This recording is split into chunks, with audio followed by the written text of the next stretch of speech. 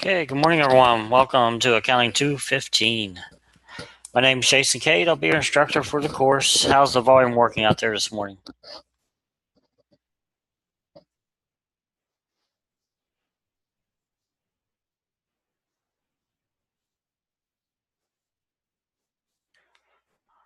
Awesome. Okay, good deal.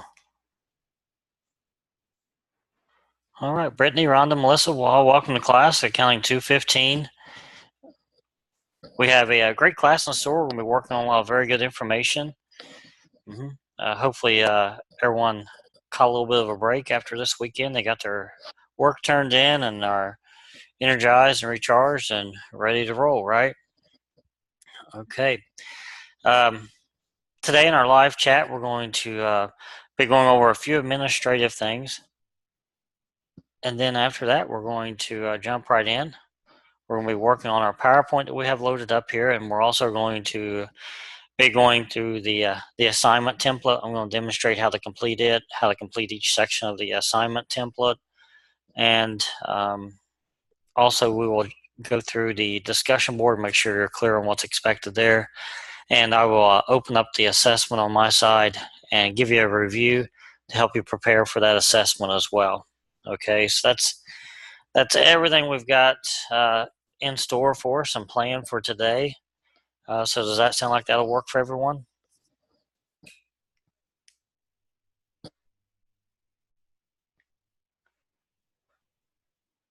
Yep. Awesome. Okay. Well, I see some familiar names out there, so it's great to see everyone again.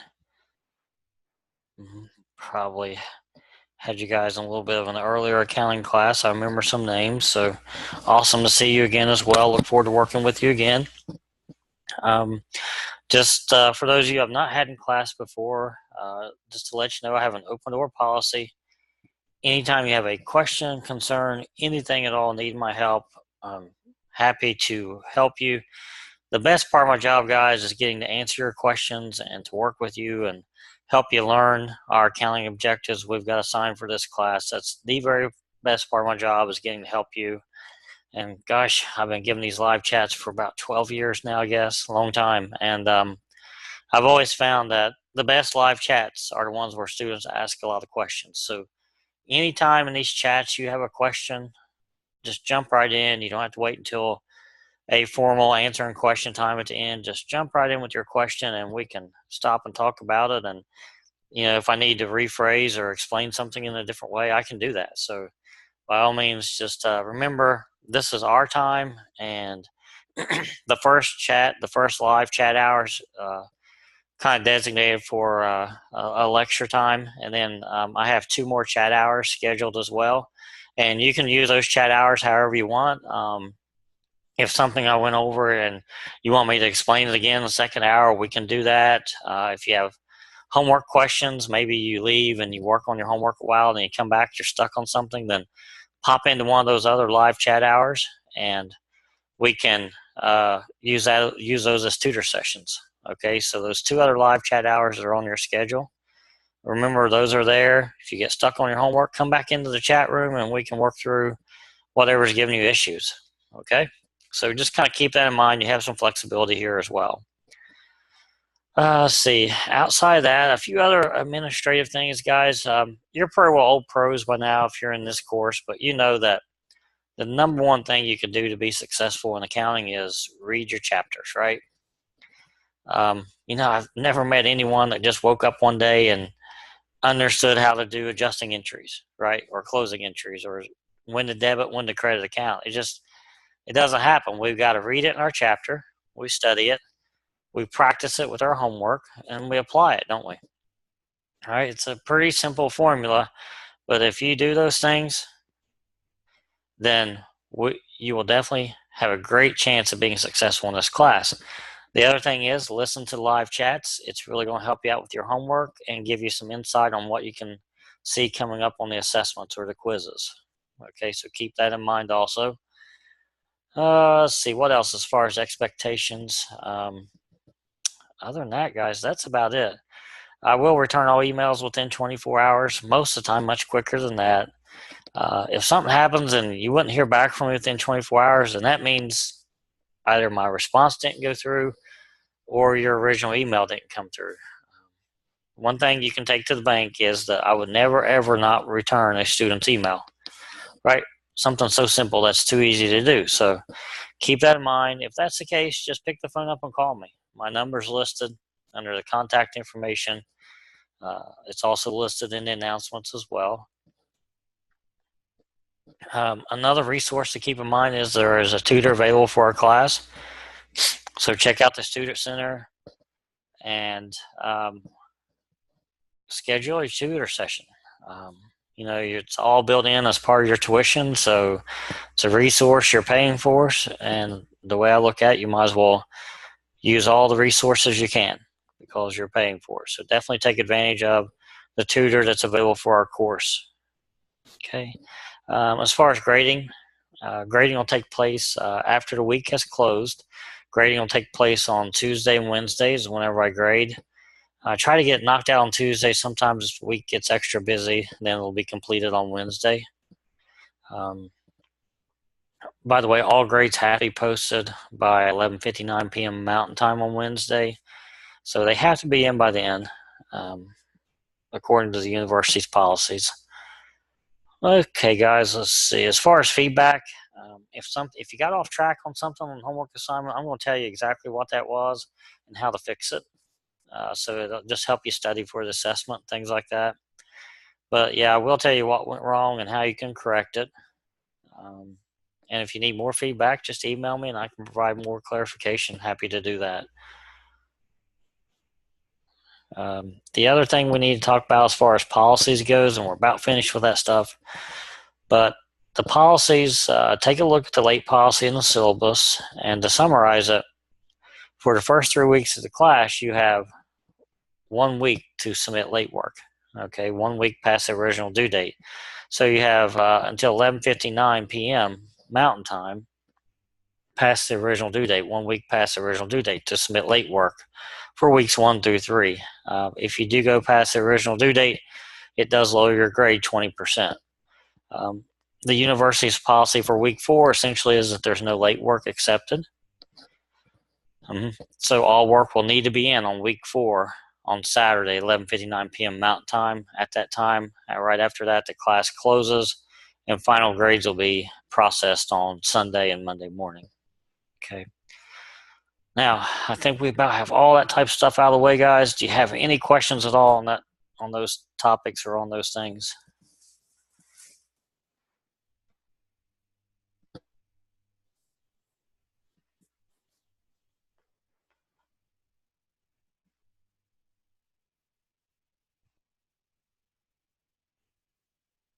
Nope. Okay. All right. Well, a little bit about myself and my background. I live here at Ocean Isle Beach, North Carolina. We're on the southern tip of North Carolina, right on the South Carolina border right on the coast here.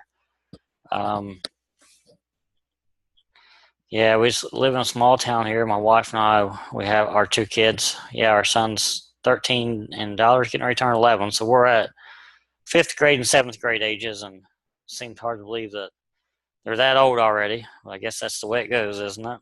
And yeah, I've been working here at IU for over 6 years now, pushing 7 years.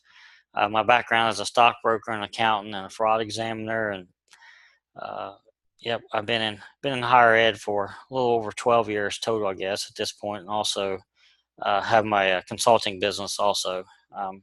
Outside of that, that's pretty much it, guys. How about each of you?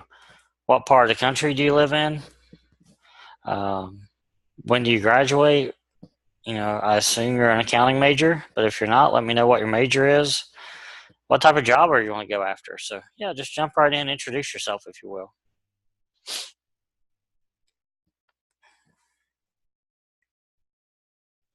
Hey, Kathy. Yeah, welcome to class. Yep.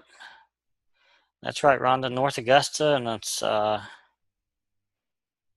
getting busy around your neck of the woods right now, isn't it? You got the Masters tournament starts up tomorrow.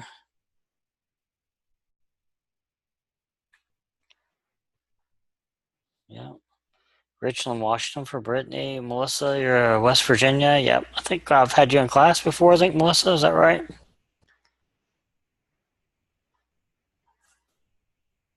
Yeah, that's what I thought. I know I had Rhonda there just a couple terms ago. Well, I've had Rhonda twice, I believe.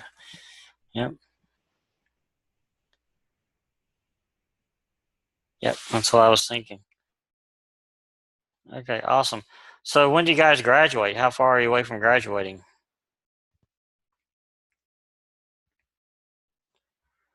Rhonda, you're getting close. Yeah. It's about a year and a half away, maybe 2 years. Brittany, 2020. Awesome. Yeah.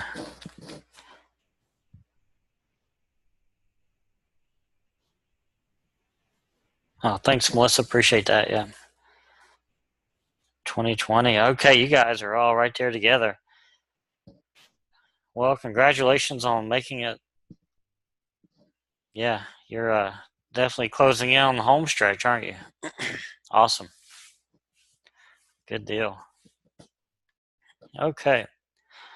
Well, let's go ahead and jump in. It's great meeting everyone. I encourage you to get to know each other the best you can. Take a look at that introduction discussion board and meet as many classmates as you can. Get to know people. These are people just like yourself working very hard to be successful. And gosh, you can never know too many successful people, can you? Yeah, get to know as many as you can. Build a network so you can help each other in your careers and all those types of things. You'd be surprised how much that can pay off. So, all right, guys. So if you look on your PowerPoint slide, I'm going to go ahead and enlarge this. I trust everyone can see my screen here. All right. All right, today is April 4th. Hard to believe, isn't it? So this is our task for the week, right? Okay, these are our tasks. All I did was just pull this off our homework page. That saves us a little time from navigating from page to page. So just pulled it into my notes section. So they want us to read our chapter 23 this week and then also read this assigned article, okay? And I found this under the readings and tools link in our classroom. So read chapter 23, read this article, and then our discussion topic for the week is going to be based on this. Recall the Financial Accounting Standards Board, which is FASB. The framework consists of qualitative characteristics of comparability. Why is it so important to create common-sized financial statements when comparing different companies' financial statements? How does a comparative common-sized financial statement aid in understanding an individual's company's performance? I'm going to go over common sizing and comparative financial statements in the PowerPoint. But essentially, let's take a look at this. Okay. All right. So here is what this looks like. Okay. This is a comparative income statement, and essentially this is part of what you're figuring out, what you're going to be filling in. Okay, we're given this problem information. This is from your homework template. And we're just going to simply pull the numbers off here. And we're going to plug it into this right here, this template, okay? All right. Now, this is a comparative income statement. And comparative financial statements, as you can see, it helps us to see which direction the company is going in, right? We have 2 years worth of data, and we're going to measure how they're changing, which direction is it going in, okay? And also what we do is we convert these numbers to percentages based on percentage of sales. So when we do this conversion, we jump back to the PowerPoint here, but when we do this conversion, guys, what happens is we can compare very large companies with very small companies. We can compare medium-sized companies with small and large companies. Because when you convert them over to percentages, that's the common element, basing them on percentages, right? Because there is a need out there when you're an analyst, an investor, a creditor, when you may be choosing between more than one company, which to invest or to loan to. And you want the company with the best performance, solid performance, don't we?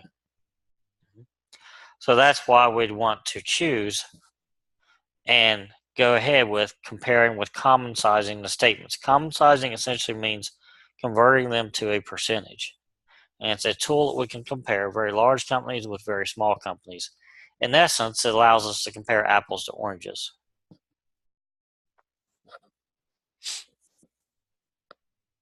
All right, so that's kind of giving you some background on our first week's discussion board topic that's worth 60 points, by the way. Does that make sense to you?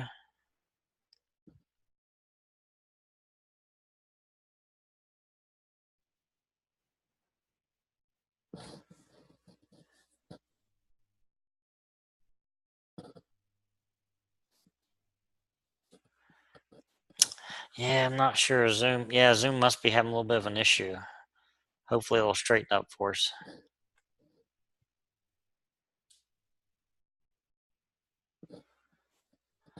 Okay.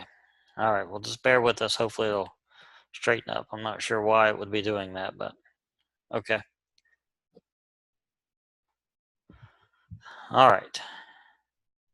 And then, with your discussion board, you're going to have your answer post. And then, right, it should be at least 150 words, and you're going to need at least one APA reference. And that needs to be an in-text citation and also reference in a reference list at the end of your answer post. And then you're going to need 2 responses to other classmates, and each one of those should be 50 words or more. Okay. Get your answer post in by tonight. Mm-hmm.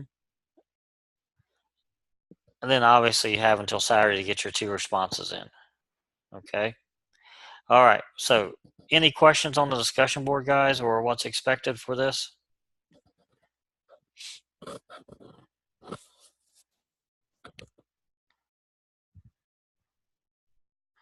Okay. So you have your reading assignment. We have our discussion board down.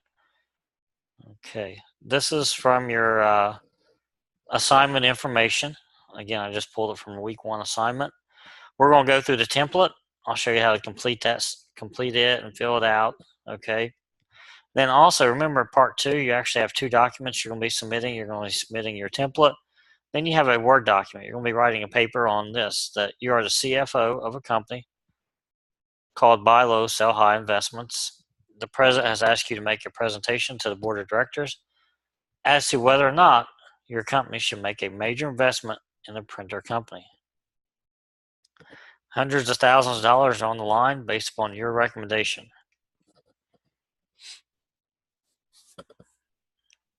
Here's our question.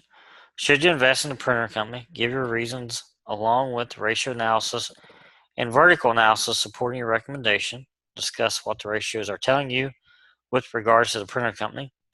What's the strong points? Comment on the ratios you've computed. Do you have any concerns? Do you see any things that could be of an issue? In other words, when you're looking at the ratio analysis. And then finally, give your final recommendation for a buy or don't buy. Okay. So in essence, what you're doing is you're looking at your homework. Okay. And you're going to be using this data.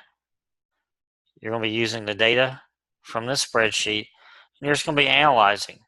Okay.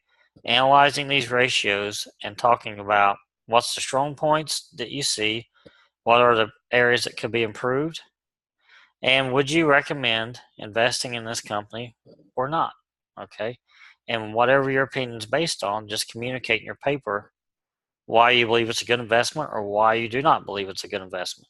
So you're supporting your opinions and your information about what is going on in these ratios that are found. Okay. Does that make sense to you?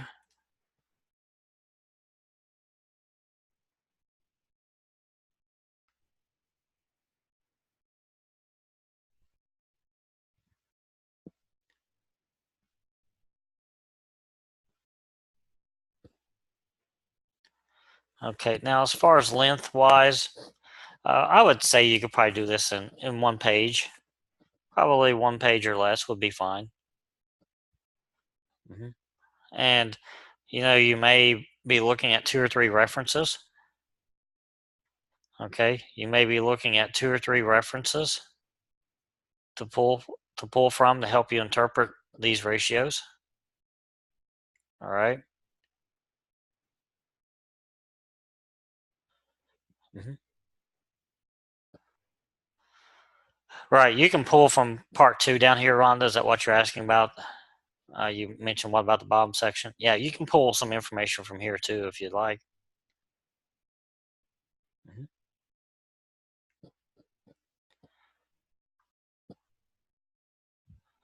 Okay, again, that's all about part 2, just writing this paper. Mm-hmm. Yep. Okay.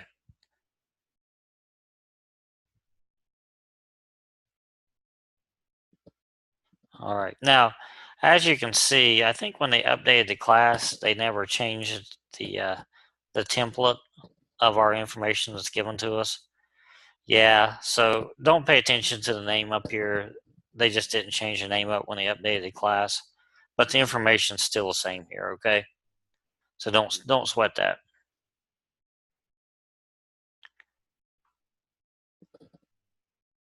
All right. Okay. So I think we're on pretty good pace here, getting things figured out a little bit. All right. So let me go through. I'm going to show you how to calculate using our formulas and what all you're actually going to be doing. If you look at your homework, technically what you're going to be doing is we're analyzing financial statements at this point, okay? Get this guy over here. Let me move a couple things around, guys.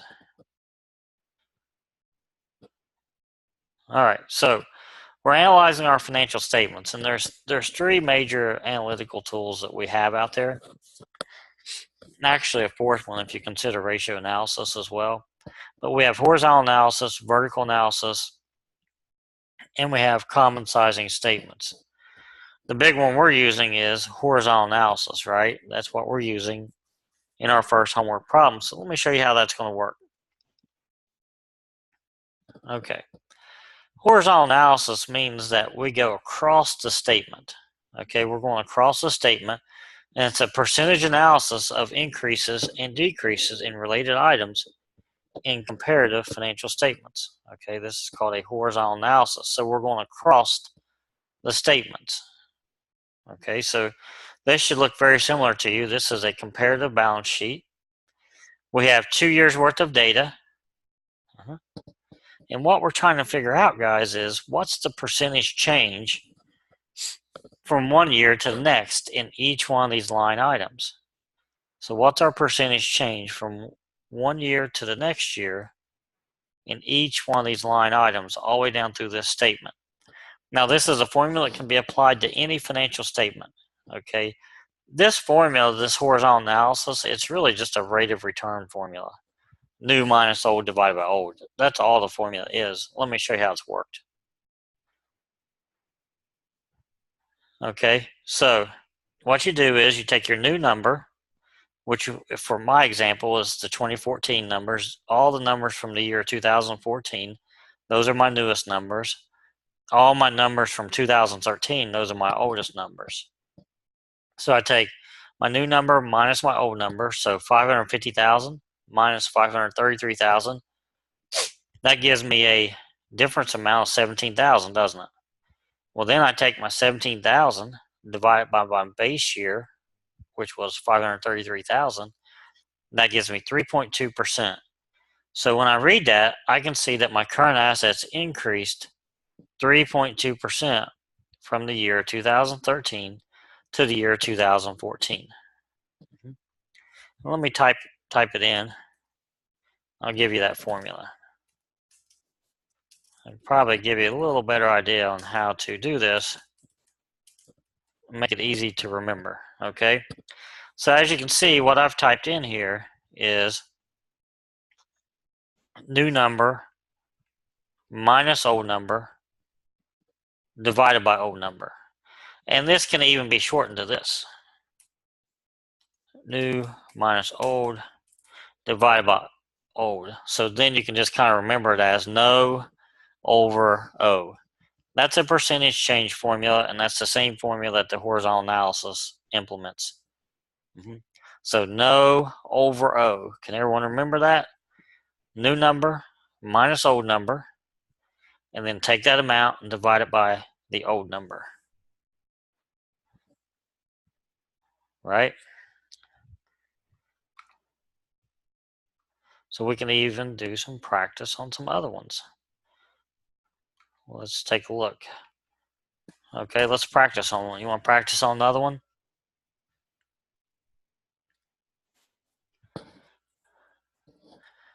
Let's see. What one would you like to practice on? You want to do? Yeah, it would actually be negative. Yeah, check it out. Good question, Rhonda. Rhonda has a question. What if old number is higher than new number? Yep. We'll look at long-term investments. Let me make that a little bigger for us.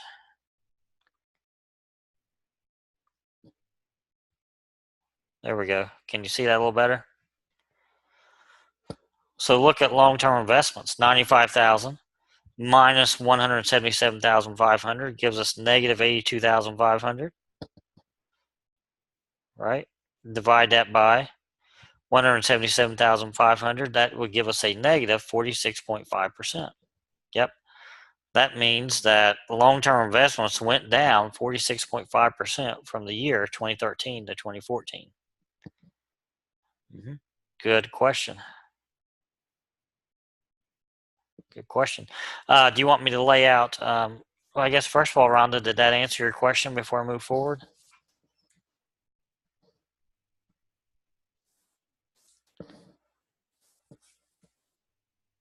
Okay, good question. All right. Do you guys want me to lay out current liabilities so you can see the formula worked like that as well?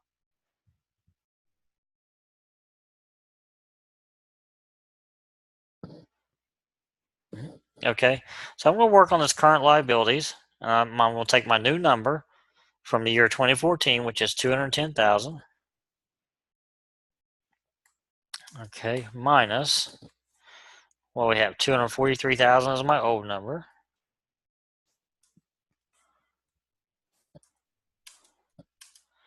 Okay, and that's going to give me a negative, parentheses representing negative sign in accounting, 33,000. Okay, then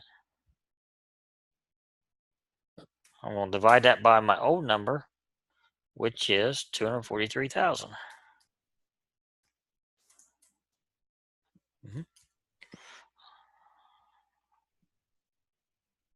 Bring that down here for you. Maybe that helped clean it up for you. Okay. And when I do, that's going to give me negative 13.6%.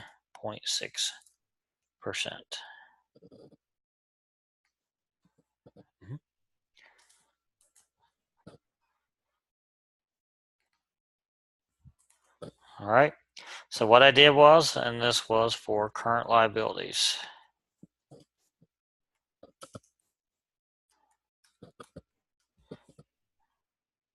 And I'll demonstrate the homework on the homework template as well. But that's the exact same process I would go through, guys. This formula I just worked, I would do the exact same formula all the way down through this line, all the way across these lines, all the way down through here. Okay? And that's how I would calculate each one of these for the balance sheet. The same thing would be done for the income statement as well. And I can show you that one coming up as well. All right. So, Kathy, Brittany, any questions? Rhonda, any questions on how to do the horizontal analysis or work the formula? Any questions on any of these?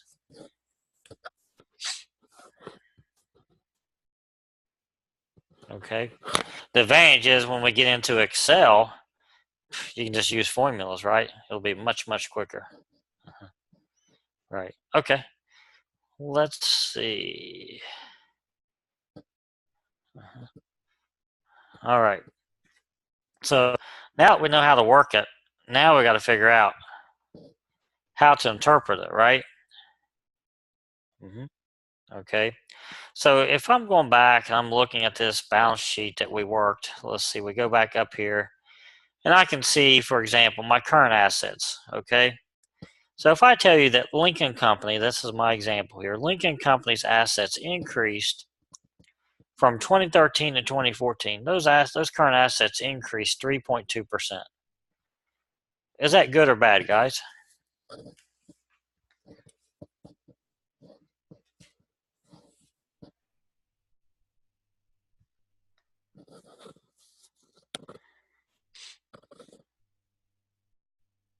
Okay. Rhonda's vote is good but not great. Okay. What do you think, Brittany, Kathy? Is that 3.2% increase in current assets? Is that going to be good or bad?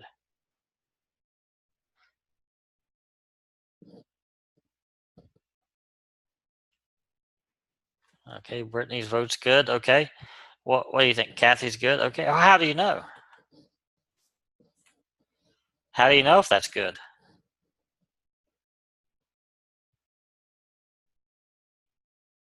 It's an increase. But what if every other competitor in their industry had an increase of 20%? And they only had an increase of 3%. Oh, that's not looking so good, is it? All right. Or what about the other way? What if every other competitor in the industry had a 10% decrease?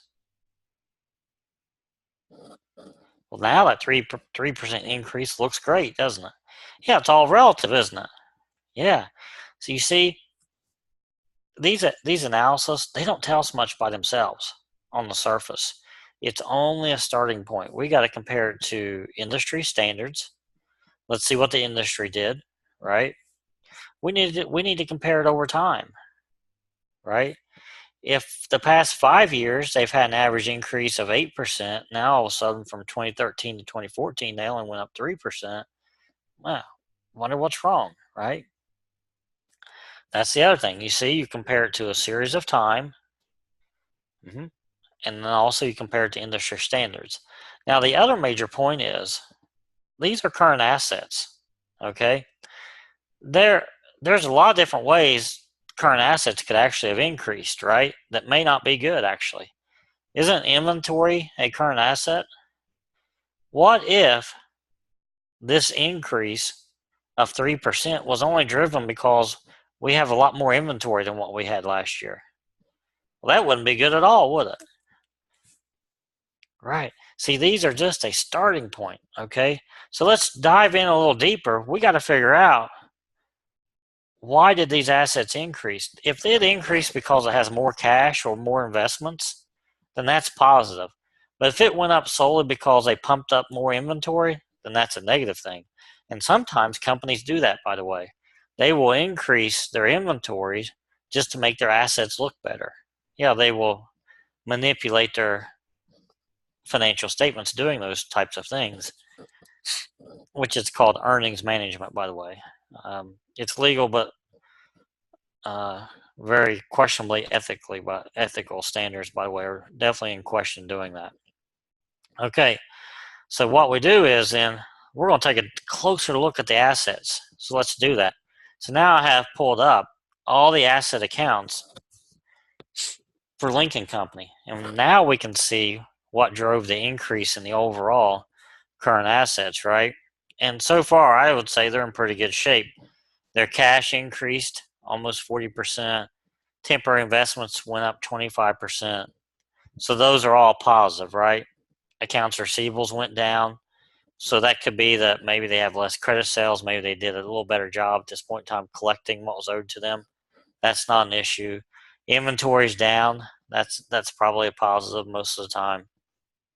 Prepaid expenses were pretty close to steady, just barely an increase, which is fine. So taking a closer look at Lincoln Company, that increase in current assets is a positive. Those are good numbers with cash and investments going up. Okay. So are you starting to catch on a little bit about how you analyze a company and what you can write about in that part 2 of your homework? This is the process you go through. Okay. The ratios and analysis, it's a starting point, And it's kind of like something that pops up that waves a red flag and says, pay more attention here. Dive a little deeper into the numbers. Right. That's how it works. This is the same process, horizontal analysis, that was completed on an income statement. Okay, so this was completed on an income statement. Very similar to what you're working on, right? Let's see, problem 1. Yeah, you have a comparative income statement. Okay, this is a comparative income statement. What I'm doing is completing my horizontal analysis. So let's do that. New minus old, divided by old. So if I'm looking at my cells, I take my new number, which is the year 2014 for my example. So 1,530,000 minus my old number from 2013, 1,234,000. That gives me a difference amount of 296,500. Now I'm going to divide that by my old number of 1,234,000, and that gives me an increase of 24%.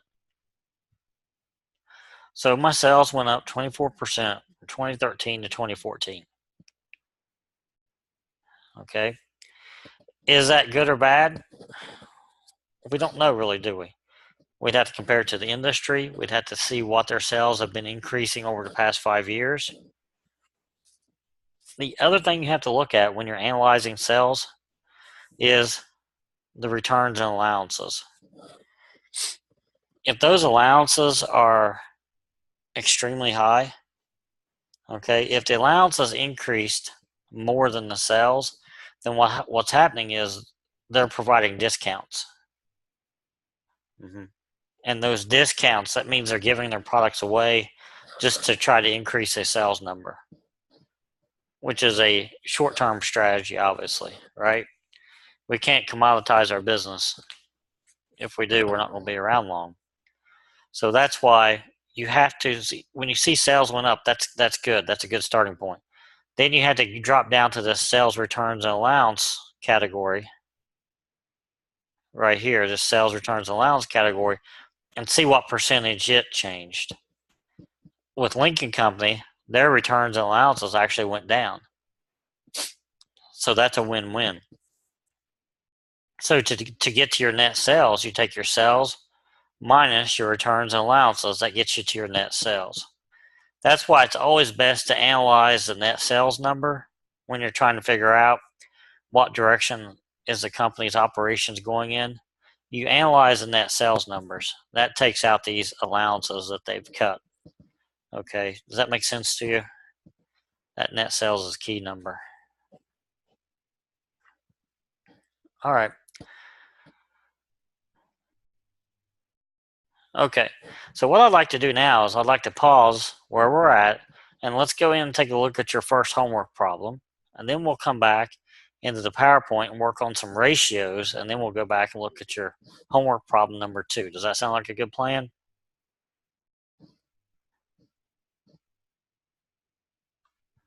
Okay. All right. So remember, jump right in if you have any questions or concerns, okay? All right, so when you open up your homework template, guys, you're going to open up to this homework problem. If you go down here to the tabs, in case maybe you're not too familiar with working with Excel just yet, come down to the bottom of the page and there's tabs down here. You can click on this tab right here. This gives us all the given information we're going to use to fill in this template over here. Okay, so what I'm going to do is just kind of walk you through again what we just learned how to calculate the horizontal analysis, new minus old divided by old. So let's take a look at our given information over here. Okay, you have all of your information for our company here. So let's take a look. Let's do our sales line. We see that our sales from 2013 is at 905,000, and for 2012, 765. Okay, so I come over here, I pop in my sales, 905,000 for 2013, 765 for 12. Okay, now I'm trying to figure out what's my percentage my first column is percent of sales. Okay, so this is where I'm going to divide everything by net sales. Okay, so I divide everything by net sales.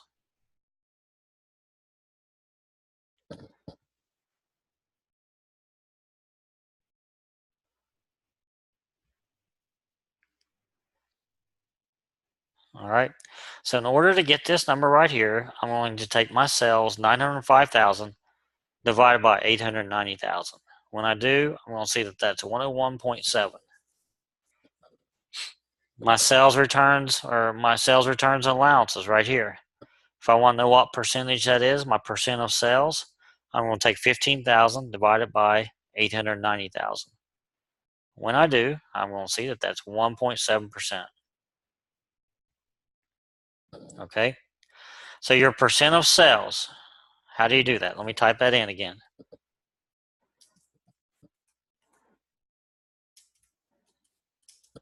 Divide each account by the net sales number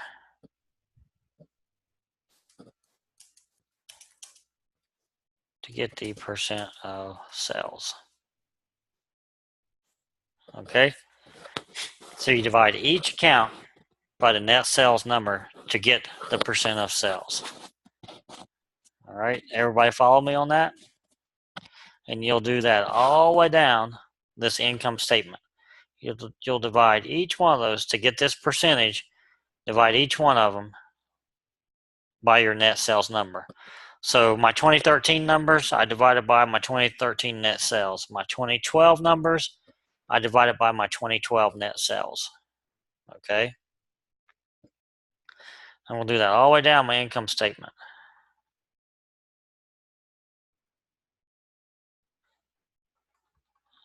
All right. Now on the balance sheet, I'm going to divide everything by my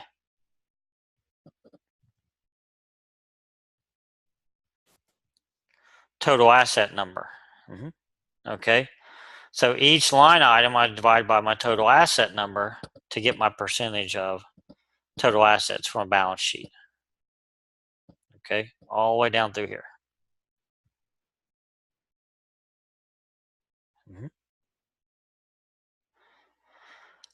And technically, the second part of the balance sheet, the liability of stockholders' equity, you're supposed to divide everything by your total liability of stockholders' equity number. Okay. But as you can see, it's technically the same number as your total assets, isn't it?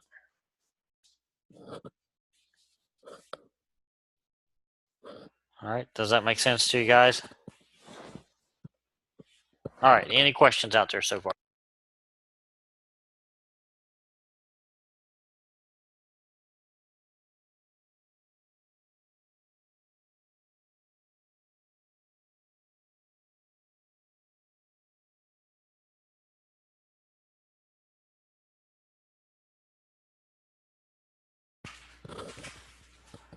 All right, everybody with me on that then? And I can show you a formula in the PowerPoint as well. Yeah, sure. So on the balance sheet, basically, guys, just divide everything by your total asset number to get your percent of sales. Let me type that in for you. Would that help? I'll show you on the PowerPoint as well. Balance sheet percent of sale equals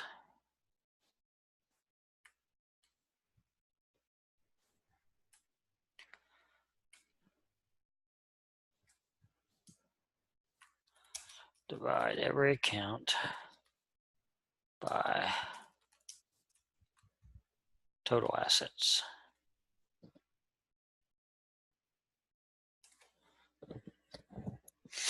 There you go. So for balance sheet percent of sale, just divide every account by the total assets. We'll make it easy that way.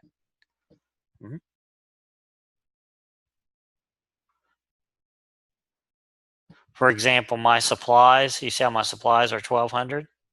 To get this 0.3%, I would just simply take 1,200, divide it by $427,222.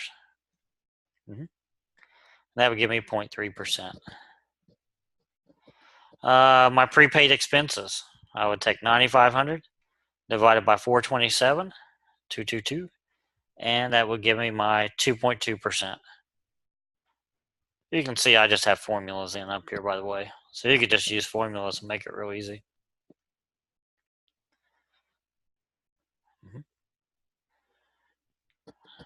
Accounts receivable, 95,000, right? Divide that by my 427,222, and that gives me 22.2%. Yep. So that's your percent of sales.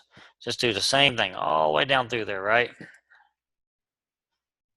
All right, just remember 2013 numbers, use 2013 numbers. 2012 numbers, you'll use 2012 numbers. That'd probably be the only thing you really got to watch. Okay.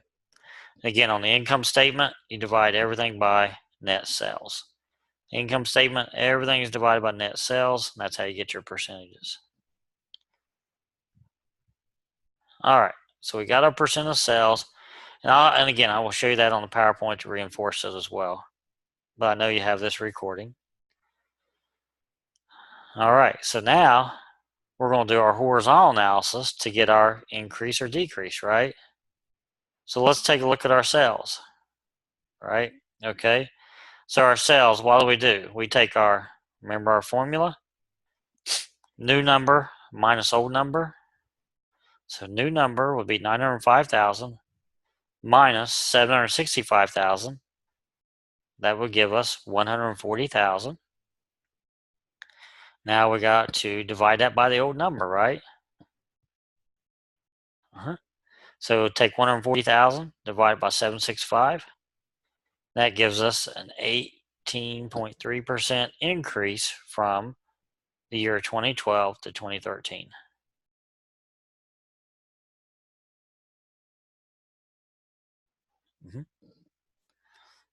All right, just like we did in our PowerPoint, right? New minus old gives us our difference amount. Take that, divide it by the old, and we get 18.3%. That's what the formula looks like too up here in the formula bar if you want to copy that.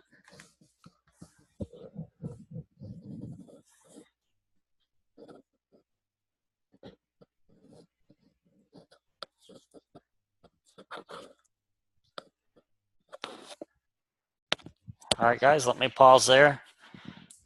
Everybody with me?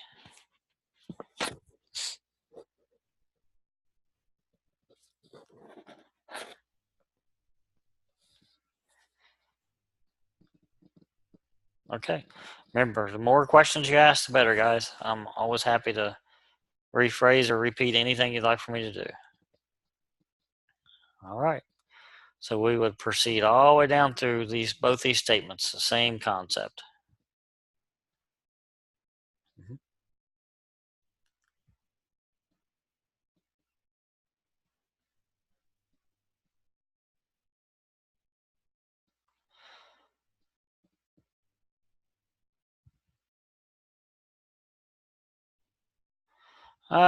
You probably did it the wrong way, I would say. Looks like to me, Kathy. Yep.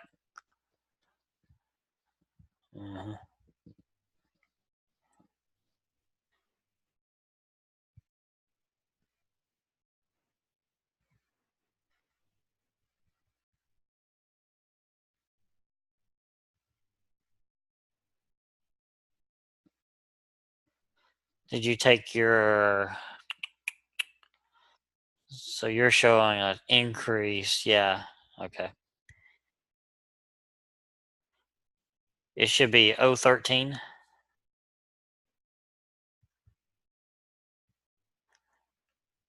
Right here, the 140,000 divided by the 765,000.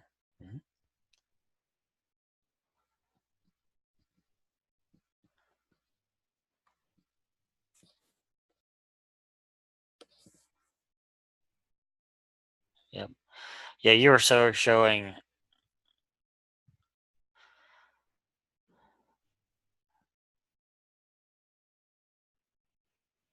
an extra 100% out there. So you can also work it by hand if you grab the wrong number in formula. Yeah, you can also work it by hand, remember?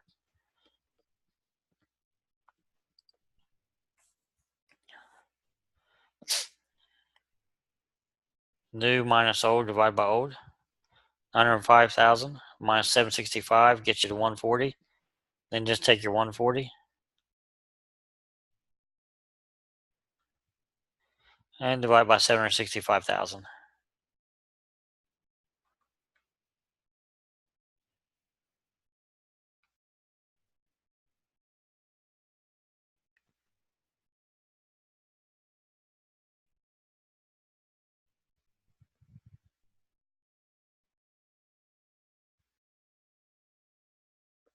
Got it, Kathy? Okay. Awesome. Okay. Brittany, right here, it would be 140,000, 905,000 minus 765,000 is 140,000.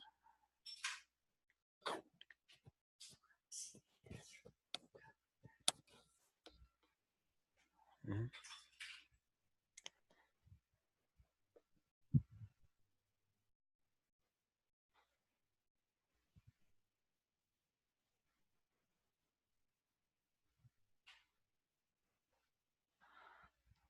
Okay.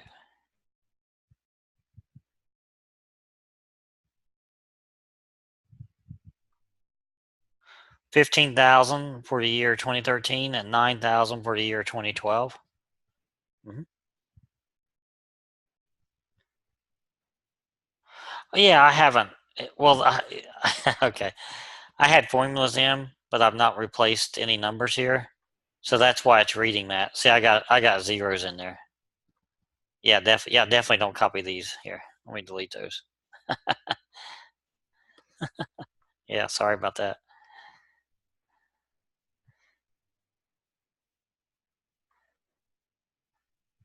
Yeah, I can see why. Okay, I didn't catch that. My bad. Okay, all right, all right. So you guys feel pretty confident then on this template on the first problem?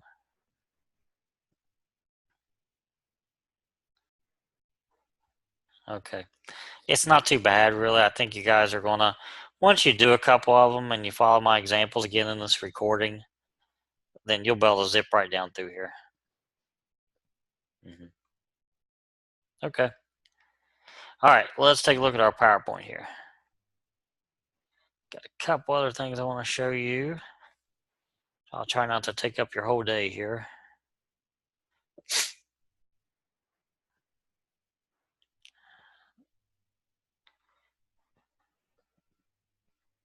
Okay.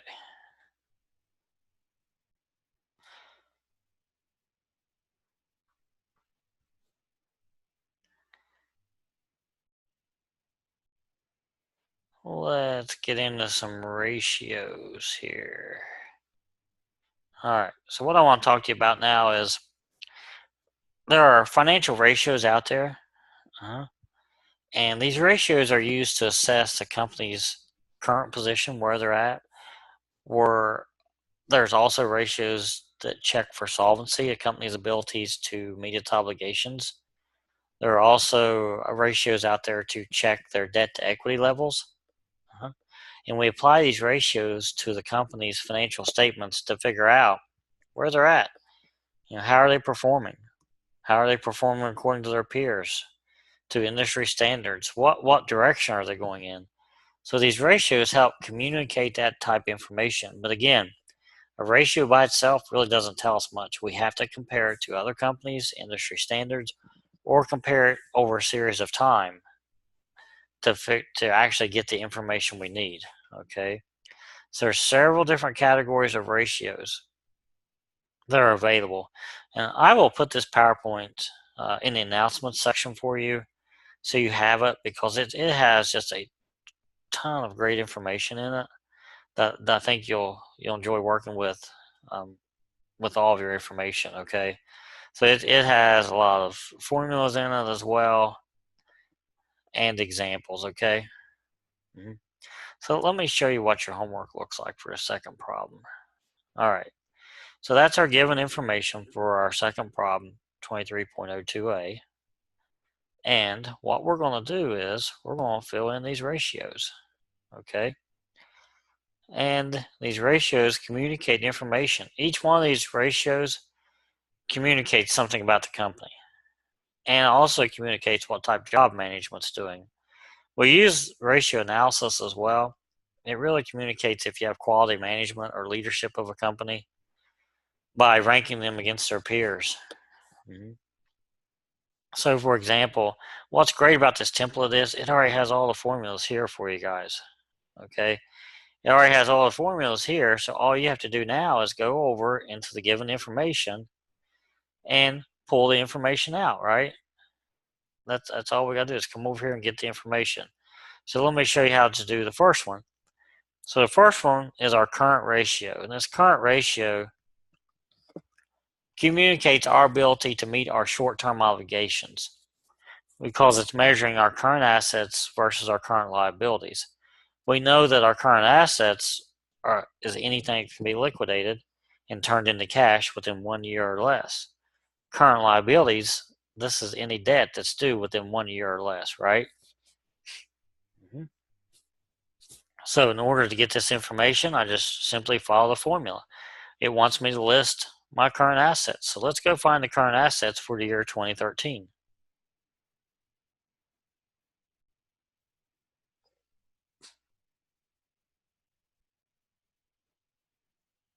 Okay, so my total current assets for the year 2013, I'm looking at 302,722. 302,722. Let's plug those in. Now let's go find current liabilities. So let's go find current liabilities. Current liabilities, 30,142. Plug that in, 30,142. Now I just work the ratio. I'm dividing 30,142 into 302,722.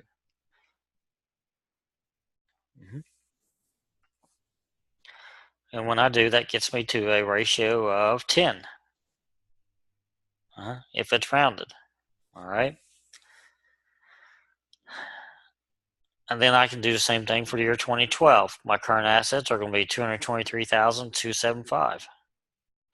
Right here, current assets 223,275, and my total current liabilities are going to be 66,025. So I plug both those numbers in, divide 66,025 into my current rate, my current assets. That gives me 3.4 ratio, and that's correct. The good thing about this template, it tells you if you're correct or incorrect. So there's no questioning it. That makes it easy, right? Kind of another little tool for you to utilize, by the way. All right, so that's all we're going to do, guys.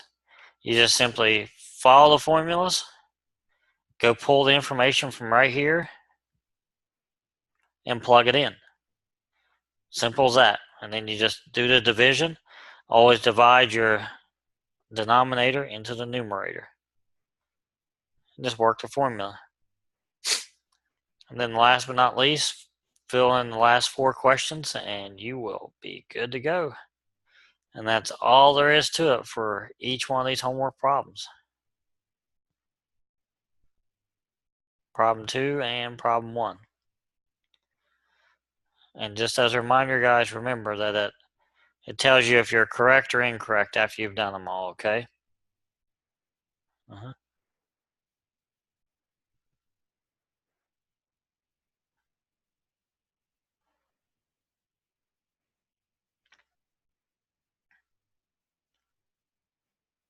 All right, guys, so let me toss the ball over your court. We've been at it for an hour already.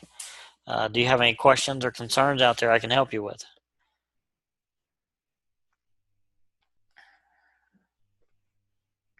Nope, pretty well good to go. Okay, well, as you're on your way, don't hesitate to email me if you have any questions. A great way for me to help you is for you to save your work and email it to me and say, hey, Jason, I'm lost, or I can't figure this one out or that one out, and send it to me, email it to me, and then I can look it over and get you back on the right track, okay? All right, keep that in mind. All right, guys. Well, very good. This will conclude our first hour of our live chat. And if you're good to go, you're good to go. Have a great day out there. Great seeing you guys again. And if you're here for the second hour live chat, it will begin here in just a few seconds. Thank you very much.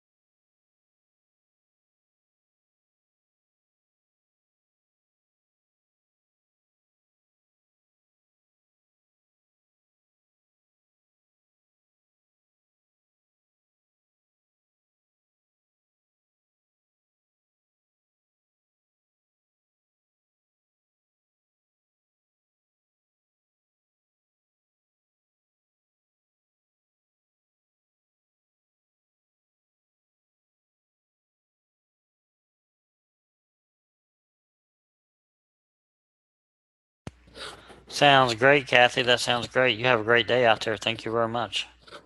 You got it. Just a quick email away. Remember that.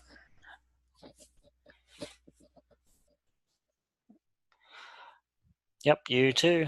All right, guys. Welcome to our second hour of our live chat edition of Accounting 215. Yep, we are here for more lecture, more homework questions, whatever you may have. We're here to work with you. Galen, welcome to class. Yeah, I saw you pop in there towards the end of last hour. How are you doing out there today?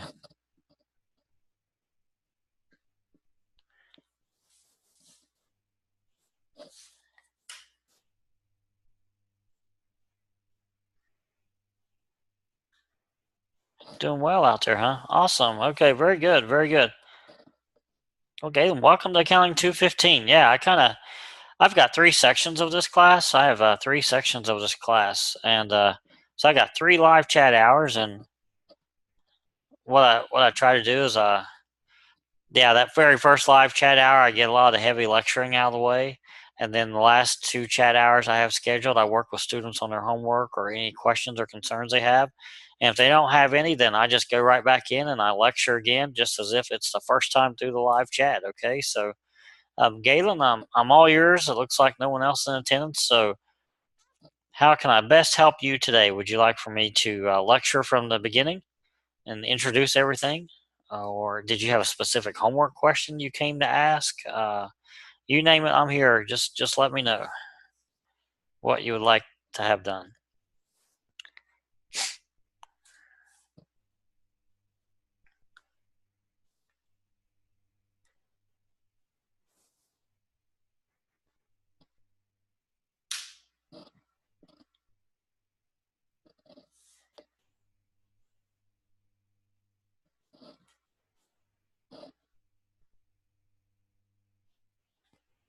You got it. Let's do it, Galen. You got it. Yep. I will always ask that on the second and third chat hours just to, yeah, I like to just make sure I don't waste people's time. You know what I'm saying? So, yeah, I don't like to repeat things if someone doesn't need it. So, you got it. Okay. All right, guys. Welcome to Accounting 215. We've got a great class in store. We've got a lot of great topics we're going to be working on this week.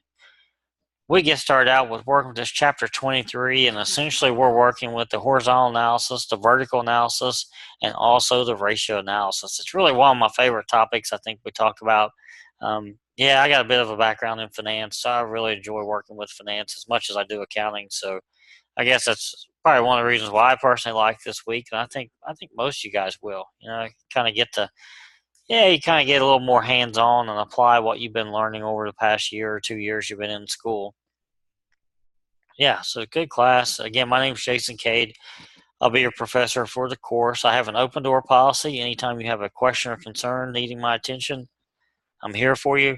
just shoot me a quick email and I'll get right back to you. I do return all emails within 24 hours. If you don't hear back from me within 24 hours, and that means either my response didn't go through or your original email didn't make it to me. So always remember this. I would never, ever not return a student's email. How easy is it to return an email, right? So if that doesn't work, you pick the phone up and call me, and we'll definitely make communication happen and get you on the right track with whatever we can help you with. Okay, guys? So keep that in mind. Some other administrative things. Grading takes place each week after the due date on Tuesday and Wednesday. I try to knock it out on Tuesday. It depends on if the week has gotten a little busy on me. Then sometimes it'll be graded on Wednesday. The university requires work to be graded on Wednesday by 11:59 p.m. Mountain Time, and it's always graded by then. In the feedback, if you got off track on something, I'll tell you exactly what that was and what you can do to fix that. Okay, what you can do to improve it. Once grades are posted, all grades are final. Sometimes I have students that are, they're great workers and they want to resubmit it for a higher grade, and I get that. It's something that can't be accommodated where we have so many students and so many assignments to grade. Grading would never get done if everyone was able to resubmit after grading was done. So keep that in mind, guys, as we move forward. Let's see, what else do we need to touch base on? In the feedback, if it still doesn't make sense to you, then just reach out to me and I can provide you with more examples, more help, whatever feedback that you need to make sure you understand it. Let's see. I believe that's pretty much about it. We've talked about communication. We've talked about grading. The late work that you need to be familiar with, follow the late work policy in the syllabus. And the university has established that for the first 3 weeks of the class, you have one additional week to submit late work. So you have a 1 week late period past the original due date for the first 3 weeks of the class. That late period ends at 11:59 p.m. Mountain Time on Saturday. And then for week 4 of the class, the university established that no late work does get posted past the due date for week 4. So essentially no late work for week 4 is accepted because final grades take place the next day and Monday morning after week 4. If you do miss the due date the first 3 weeks of the class, it does lower your grade 20%. So we definitely hope everyone can submit their work on time and they won't lose any points to late work. We hate to see that happen. That's about it for all those pesky administrative things. Galen, any questions or any follow-up questions on that?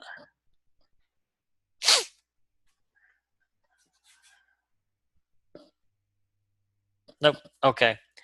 The biggest thing to be successful in this class, which you know by now, you figured this out because you're in this class, means you've had to complete a few accounting classes already, right? Is you got to read those chapters, right?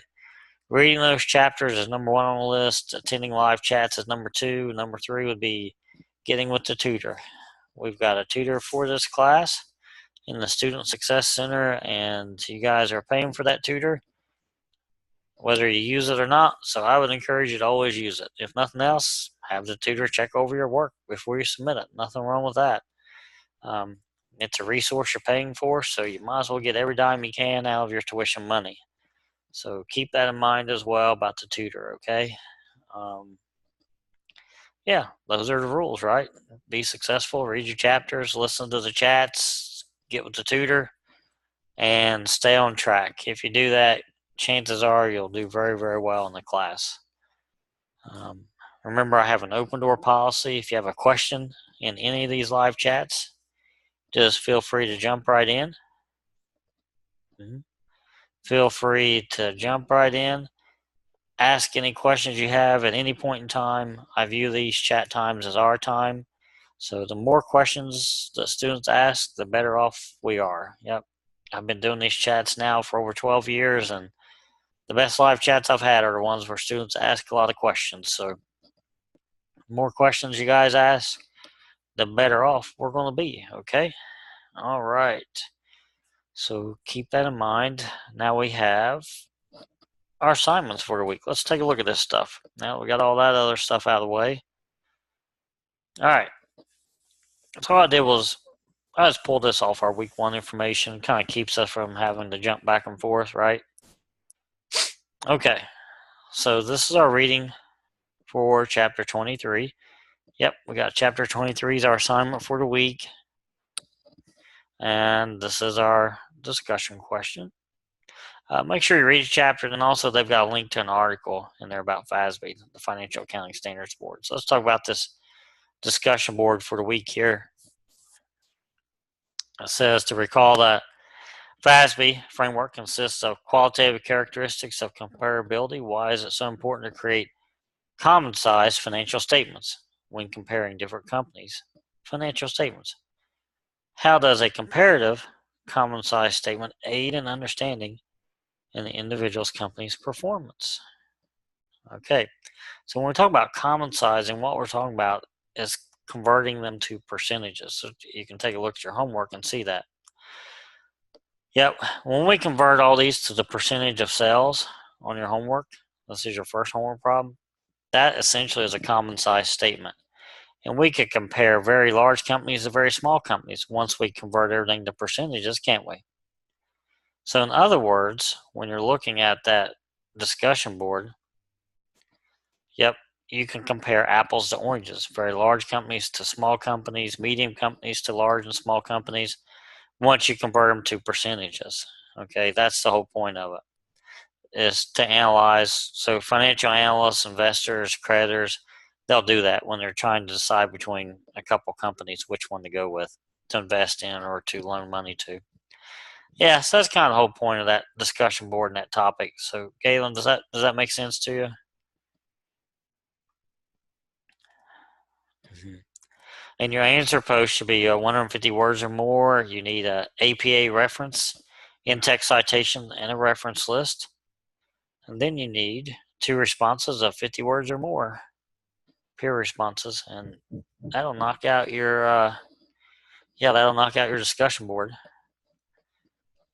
For your homework, you've got 2 parts to the homework. Welcome, Novena, to the second hour of our live chat, Accounting 215. The second part of your homework, part 2, you're going to write a paper. And it's really based on the second problem's homework, your second homework problem. Essentially, it's wanting you to interpret these financial ratios, the results of them, and figure out, is this company a good company to invest in or not? And basically, it just wants you to explain why. What do you see are the company's strong points? Do you see any weak points of the company? Any concerns? Would you recommend they buy or don't buy? And the main reason is state why. State why you would buy the company, why you would not buy the company. Okay? And that's the second part of your homework. That'll be in a Word document. I would probably look at 1 page, probably about 1 page would take care of that, to answer that.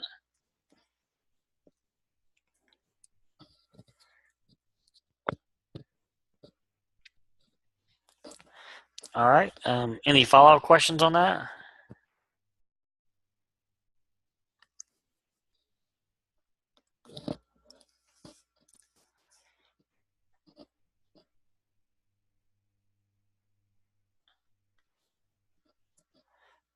Okay. No follow-up questions on part 2 of the homework? Okay.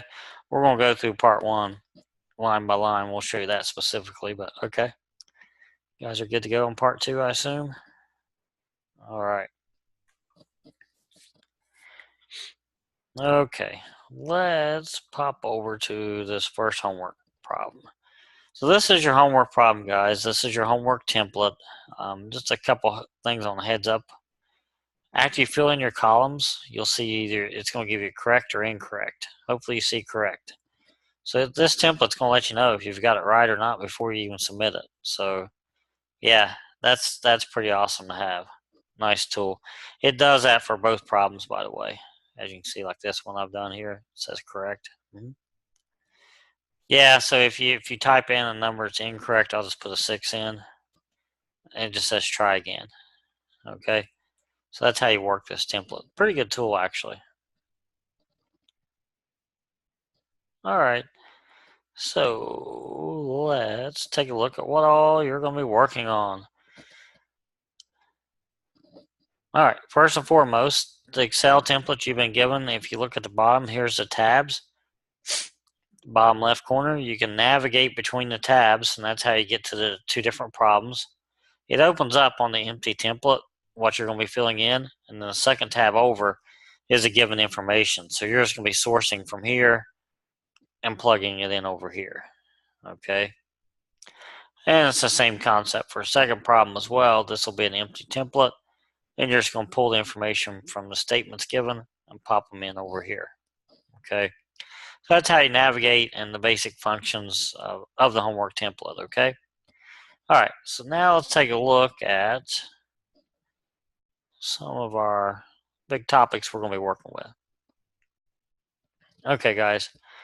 So let me minimize my notes screen now. All right. So we've got our analytical tools. There's really 4 analytical tools. We're going to be working with approximately 3 of them. The 4 analytical tools you have are the horizontal analysis, the vertical analysis, common sizing statements, and the ratio analysis. We're specifically going to be working with the horizontal analysis, vertical analysis, and the ratio analysis for this chapter 23 in your homework problem, okay? So let's get started, and what we're going to do right now is going to apply specifically to your first homework problem, and it's called the horizontal analysis.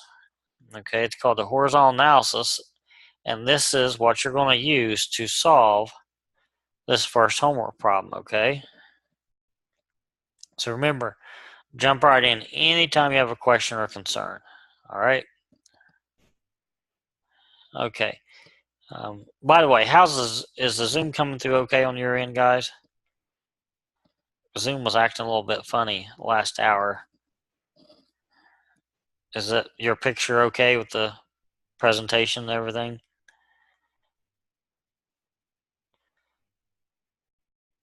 It's jumping. That's what they were saying before. So I'm not sure what's going on, but I'm going to have to get with the Zoom technical people and see. Galen says his internet's unstable. Okay, but Novena is kind of jumping. Yeah, someone last hour said it was jumping between Zoom and like the PowerPoint slide or something. Is that what's happening? Yeah, I don't know what's going on with Zoom, but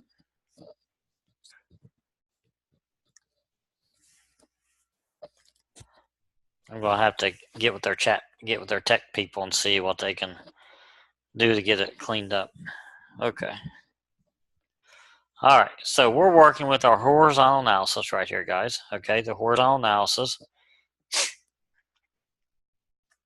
And essentially, we're going across the statements, and this is really just a percentage change formula. It's really a rate of return formula.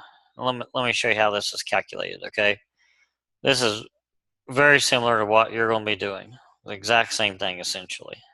All right, so here's your formula. You're going to take your new number minus your old number divided by your old number. All right, I'll put that in the text box, so if you need to, you can copy and paste it out there. New number minus old number divided by old number. Now this can be shorted to this. New minus old divided by old, okay? Right here. So that's what it can be shorted to. New minus old divided by old. That's what it can be shorted to. So just remember, no over O. No over O, okay? So what I'm going to do is take my new number. For this year, in my example, my new numbers are from the year 2014. My old numbers are from the year 2013. Okay, so if I'm going to do, let's say I'm going to do current liabilities. Okay, in my example, I'll do current liabilities. So I'm going to take my numbers from my new year. So that would be 210,000 minus 243,000. That gives me a negative 33,000. In accounting, we know that a negative number has parentheses around it. So then I'm going to take my negative 33,000 divided by my old number of 243,000, and that would give me a negative 13.6% change. So that means my current liabilities went down 13.6% from the year 2013 to the year 2014. Mm-hmm. And that's the formula I'm going to use to complete part of my first homework problem. Okay, let me show you what it looks like on another example. Okay, so if I did my current assets, I'd take 550,000 minus 533,000. That would give me 17,000. Divide that by my old number, 533,000. Gives me a 3.2% change from the year 2013 to 2014. Right? Okay, so now let me pause there. Yeah, I can't do anything about Navina. It's on Zoom's end. I'm sorry, but there's nothing I can control on it. I wish there was. I'm sorry. Mm-hmm. The good news is the chat's been recorded, so maybe it'll do better on the recording. Mm-hmm. Okay. Any questions, guys, so far before I show you what it looks like in homework? Any questions?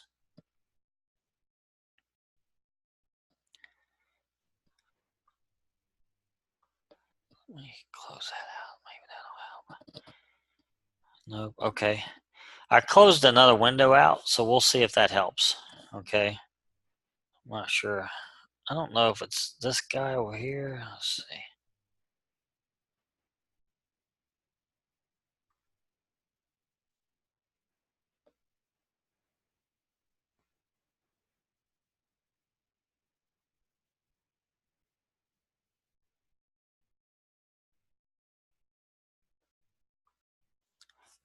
Let me try to adjust something. I don't think there's anything I can change, guys, but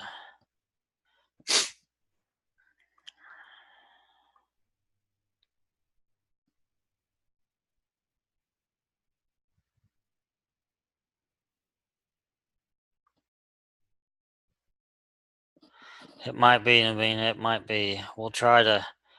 I'm just checking all the settings here.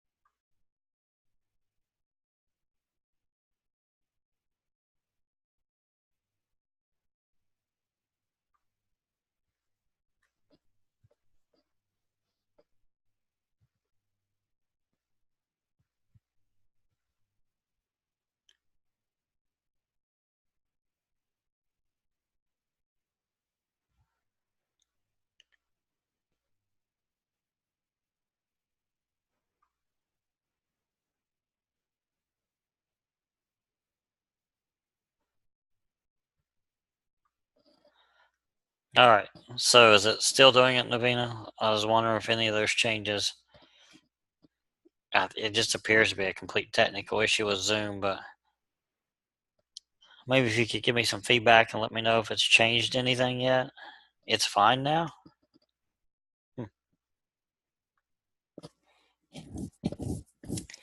Yeah, I clicked off the message saying that, yeah, messages pop up. Maybe that helped, right? Here's hoping. Yeah.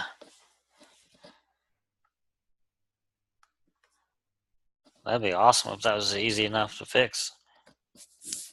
Weird why that would cause that, but okay. All right.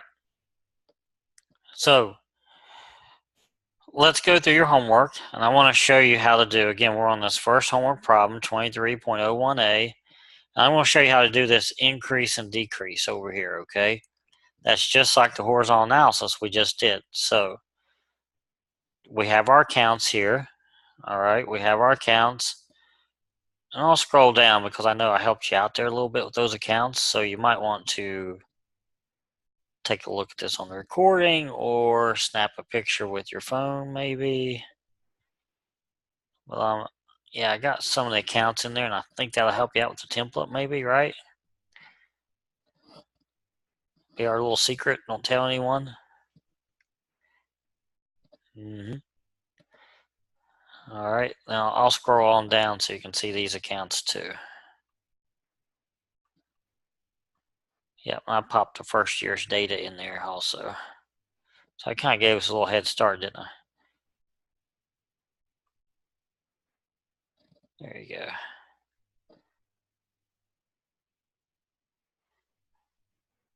Right on. Okay, right on. So we'll kind of give you a little head start there a little bit. Okay, all right. So let's go through how we do this, okay? All right, so we're going to apply our what I call the no formula. New minus old divided by old, right? On your homework, your new numbers are right here, aren't they? From 2013. Your old numbers are from the year 2012. All right, so what I do is I got to go over here and plug these numbers in. So my sales from the year 2013, let's go find it. Sales 2013 was 905,000. I'll go ahead and do my sales for 2012 because I know I need it. My sales from 2012, 765,000. So 905,000 for this year, 765 for this year, okay? First part taken care of. Now, I got to get my percentage increase and decrease, right? So let's do my formula. And you can do the formula bar up here. I would encourage you to, save you a lot of time, or you can use a calculator. So new number, 905,000, which is G13 up here, minus old number, 765,000, which would represent I13 up here. That gives me 140,000 right here. Okay. Now, to get this 18.3%, remember, now I'm going to take my difference amount and divide it by my old number. So I'm taking 140,000, dividing it by the 765,000. That gets me an 18.3%. That's an 18.3% increase from the year 2012 to 2013. I would do the same thing, guys, all the way down through here. All the way down through here. My sales returns and allowances for 2012, let's check that out. What's it at? 9,000. Okay, so I just plug 9,000 in there, just like this. Okay, and then my difference amount is going to be new minus old. So that's going to be pretty easy, right? New minus old. 15,000 minus 9,000 equals 6,000, right? And to get my percentage change, yep, let's do that, okay? To get my percentage change, I'm just going to simply take 6,000 divided by 9,000. That would give me 66.7%.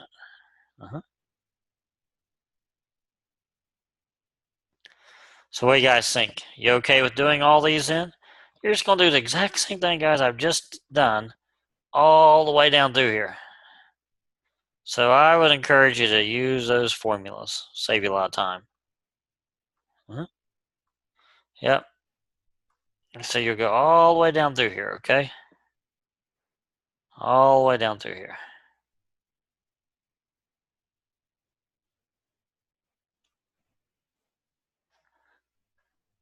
All right, so let me stop there. Any questions?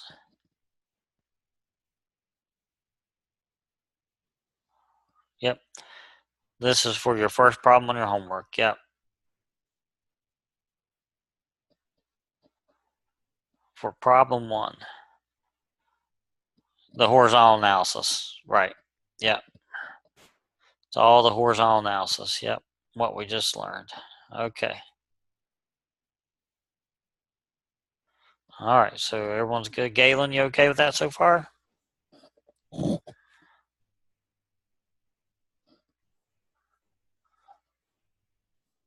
Yep. All right. Progress. We're making progress. Okay. All right. This percentage of sales method is essentially what our vertical analysis is. And let me show you what it is, okay? Percentage of sales is just vertical analysis. So vertical analysis means you go up and down in the statement. You know, our horizontal analysis, we were going across, weren't we? Vertical analysis is just simply up and down in the same statement.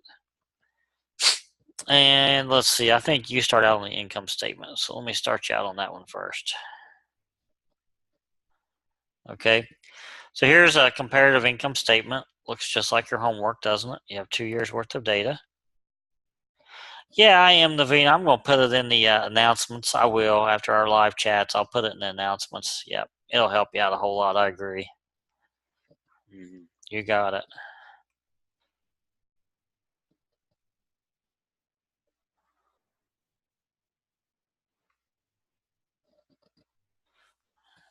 All right, so your comparative income statement is where you're going to go up and down in the same statement.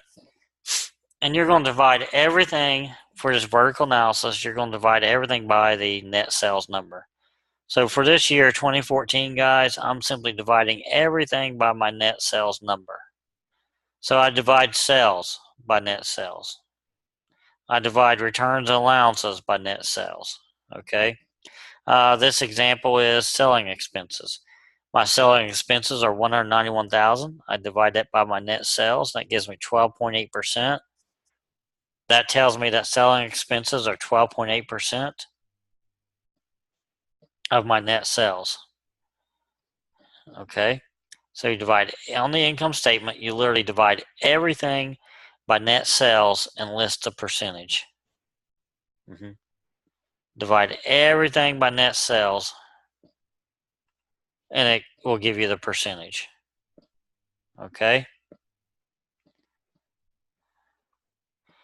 So let's take a look. I can demonstrate on your homework for you. Okay.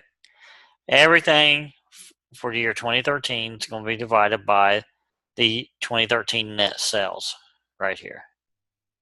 You get your net sales, by the way, by taking your sales minus your returns and allowances gets you to your net sales.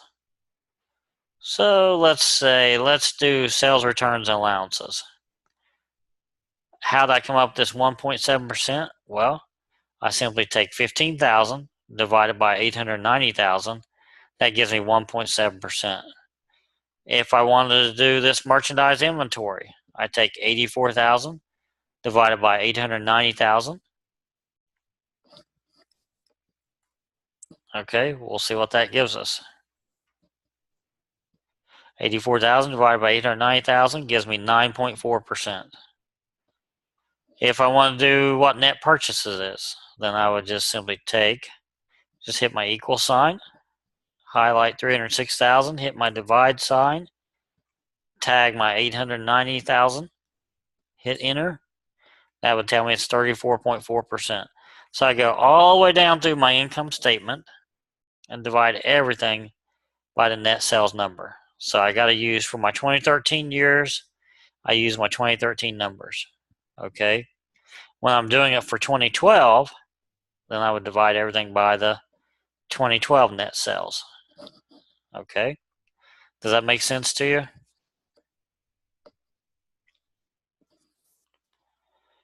And we would go all the way down through there.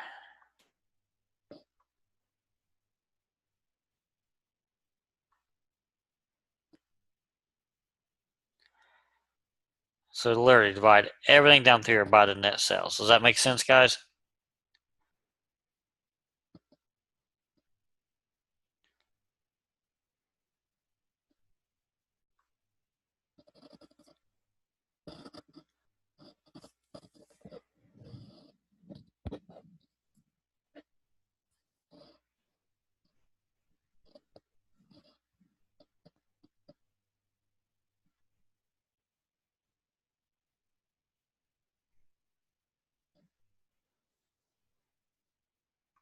Okay. Do you have any questions on that?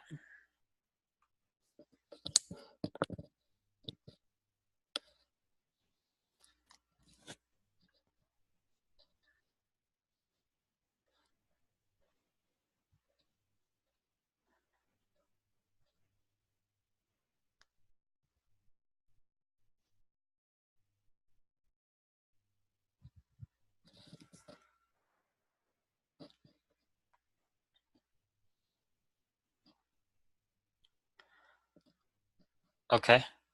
All right, gotcha. Feel free to jump in if you have a question. I'm happy to go over it again. Most certainly, I will go over it again anytime you have a question, guys. That's what we're here for. Keep that in mind. All right. So for this percent of total assets, guys, on the balance sheet, for this column on the balance sheet, we're going to divide everything by the total assets. Okay, so to get these percentages, we'll divide each one of these numbers by the total assets. So, for example, land, I see land is 75,000. To get that, I'm going to take 75,000 divided by my total asset number. Okay, and I can see that's 17.6%. Building and equipment, okay, I'm going to divide everything by total assets. So divide 82,500 by my total assets of 427,222. That gives me 19.3%.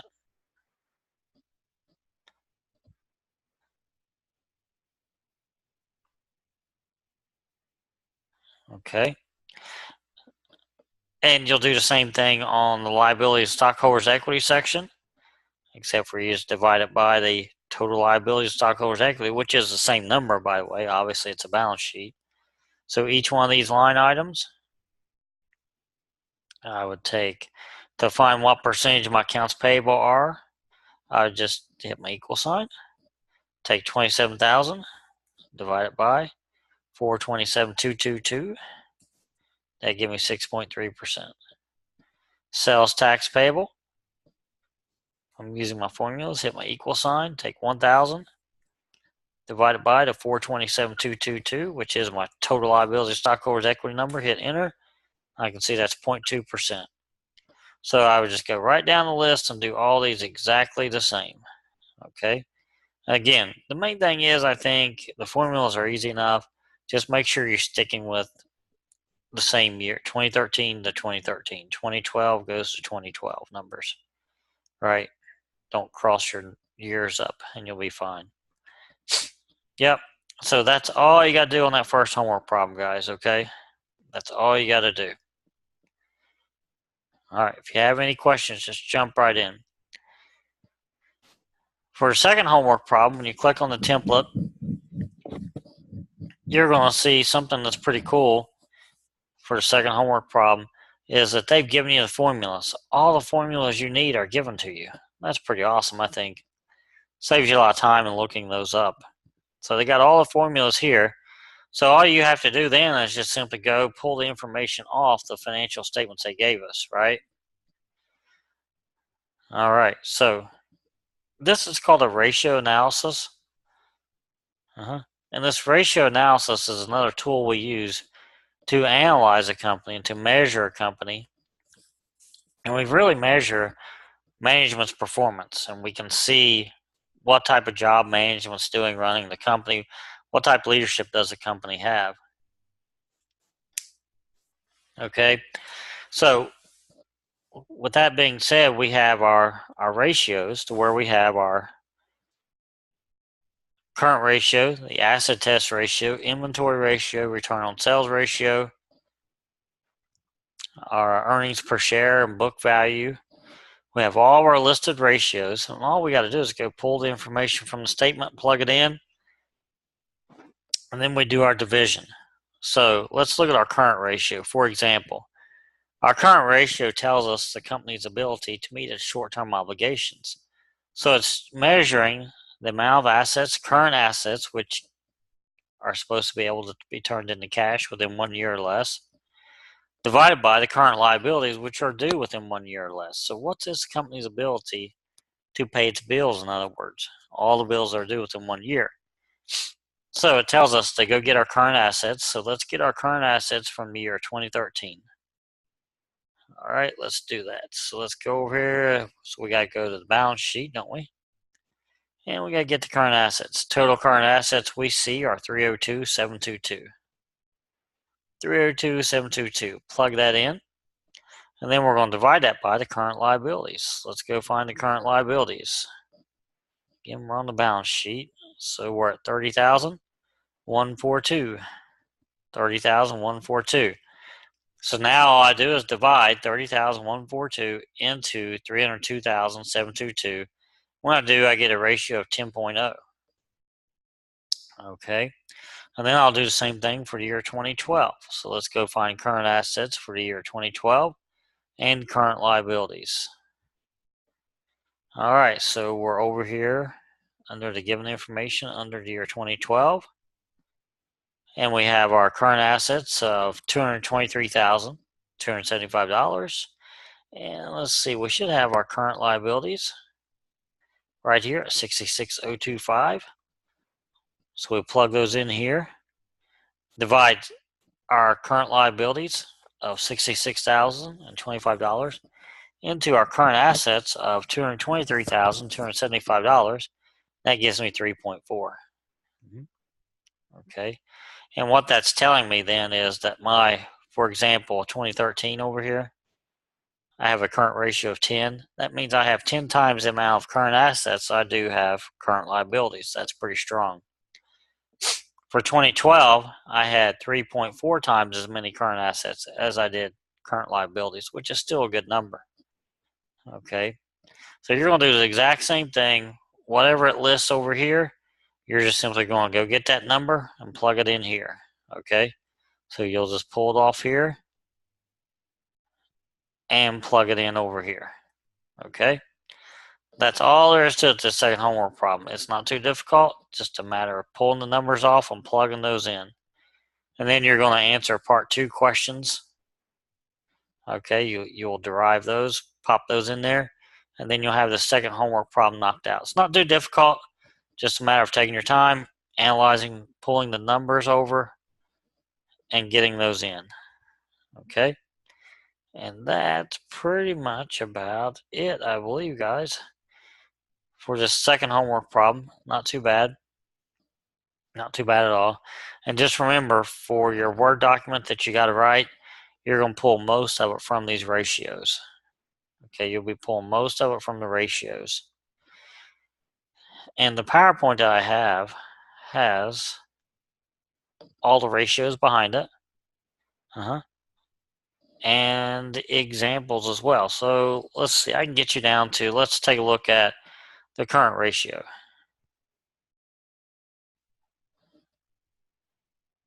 Okay, so our current ratio, again, divided up just how we have. Again, you've got the formula on the template that they gave us, so that saves you a lot of work. But again, it's current assets divided by current liabilities, our ability to meet our short-term obligations.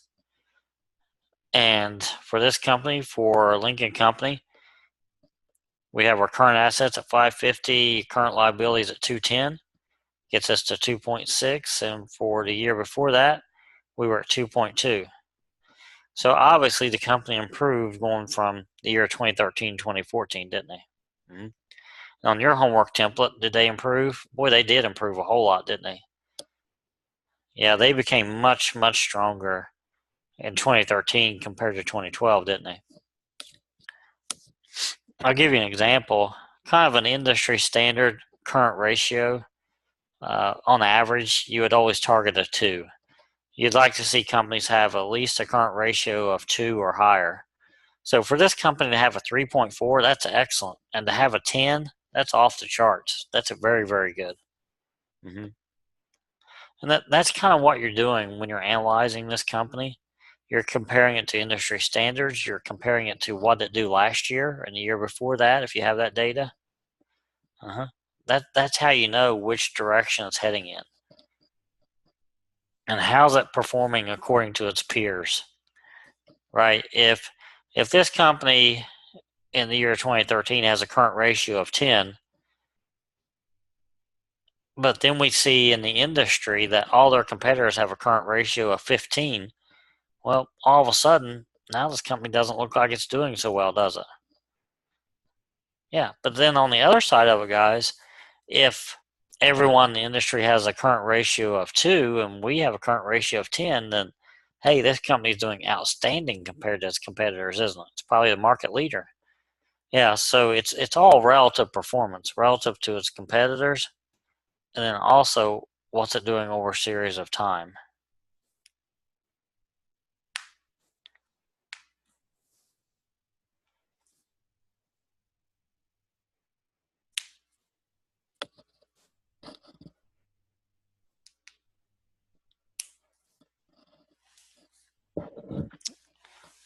Okay. Yeah, exactly. All right, good job. So as you can see, we can take a look at the acid test ratio. It's a good ratio as well. Mhm.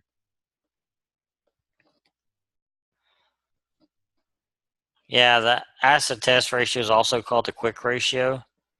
And what it does essentially is it takes inventory out of the mix. Because the thing with the quick ratio, none of these ratios are perfect, by the way. That's why there's so many different ones. So with the quick ratio or the acid test ratio, it's called, it takes the inventory out because a lot of companies may have a lot of inventory, and you really can't tell when they could sell that inventory and what they could actually get out of it. So to get a better, accurate measure of the company's ability to meet its bills, we take inventory out of the equation. That's what acid test does. Uh-huh. It removes inventory out. And really, I think it's a much better ratio than what the current ratio is. This is an example of how it's calculated in the numbers that you'll see from it. Yeah, let's look at our homework, by the way. Let's look at our data that was given to us. And let's see if why did that current ratio go up so high? Was it because of their inventory increased so much, or was it because cash went up, hopefully, or accounts receivable? Okay, so looking at our homework problem with the information that was given to us, check it out. That current ratio went up because of cash more than doubled, didn't it? Yeah, that's awesome. We'll take that, won't we? Because you see, if that current ratio only went up because they pumped up inventory a whole lot, that wouldn't be good, would it? And companies do that, by the ways. By the way, companies will manipulate these ratios in their financial statements to make them look better than what they are. Yeah, like manufacturers or merchandisers. Yeah, they'll bring in a bunch of extra inventory just to make their assets look a lot higher. Uh-huh. Yeah, they'll do that to manipulate their statements. This company, however, did not do that, did they? So, yeah, that's a good number then. And that's what we just did. That's part of analyzing, isn't it? So we see current ratios went way up. Well, let's go find out why. So I'll go in, I'll look at the current asset accounts. Look at the individual accounts then. Yep. That's what you do. These ratios really just kind of wave a red flag. When something's like, for this example, this current ratio went extremely high from one year to the next. That's a red flag meant to draw your attention to that for you to go in and see why it increased that much, right? That's all it's doing. It's waving a red flag, say, hey, pay more attention to this. Let's dive a little deeper. Okay. Yeah, that's what it's doing. Mhm. All right, so you got inventory turnover. Yeah, I'm just kind of checking out some of the different ratios you guys have. But yeah, but here's your inventory turnover. We like to see this number as high as possible. Yeah. The more they're turning that inventory, the more profitable they are. Yeah, you like to see a company not carry a lot of extra inventory because that creates losses, creates damaged products. It's more labor expense handling it. So we like to see as lean as inventory as possible, and we like to see more turns on the inventory. The more that inventory turns over, the more profitable they are, and the leaner they are. So this company did a better job with their inventory turnover. This example, didn't they? Right. Okay. All right. Well, guys, I think we've pretty well touched base on most everything. Is there anything else I can help you with for this week one? Went through the homework, discussion board. Went through. Yeah, you want me to take a look at the assessment for you? Okay. Give me just a second on that. I need to stop the screen share mode, and I'll need to open that up on my side.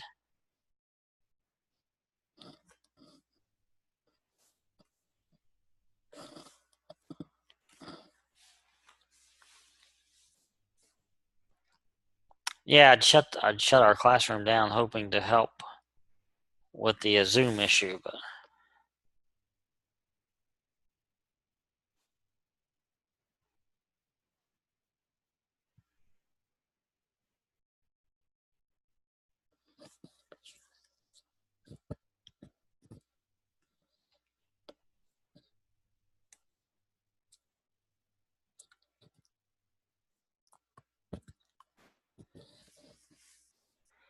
Yeah, give me just a second here.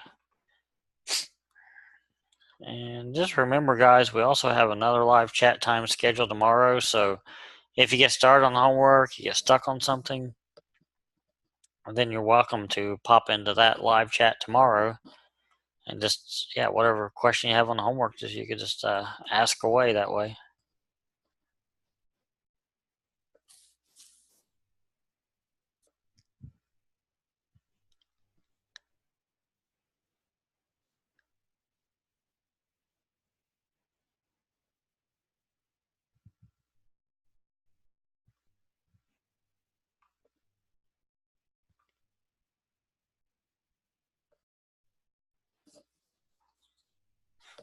Yeah, I actually have 3 sections of this Accounting 215 this time. So, yeah, I just went ahead and opened up all 3 of the live chats to everybody. That way they could just kind of pick and choose when they wanted to come and things like that.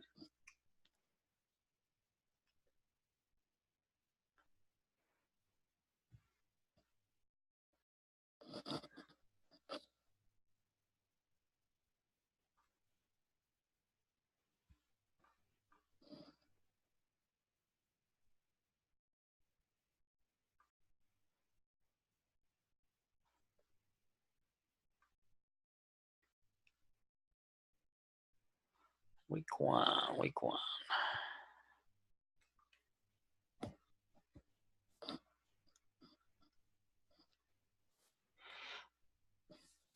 Yeah, I think it's pretty cool. When I have multiple sections of a class, I like to open up all the chats to everyone. So,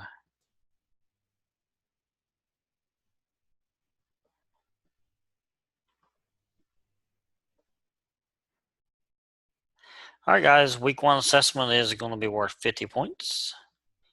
There's no time limit. Once you open it, you got to finish it, it looks like. And you're going to have, it's not too bad.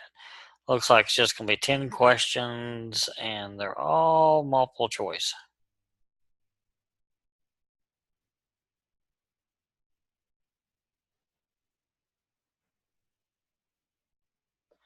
Okay, so first, one of the questions you may see out there is talking about the vertical analysis on the balance sheet. And remember how we divided everything by to get the percent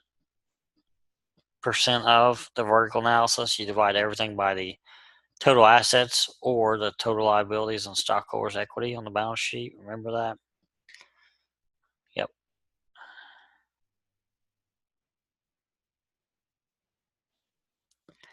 And they give you a little question on here about figuring out the percentage change from one year to the next of some numbers. So do your new minus old divided by old formula.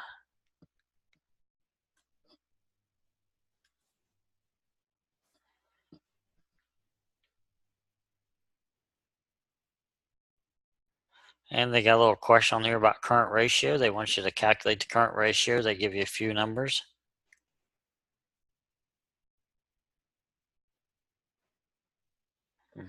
You might see on here about a P to E ratio, price to earnings ratio. How do you calculate it? Well, to derive accounts receivable turnover, that's on your homework second problem as well.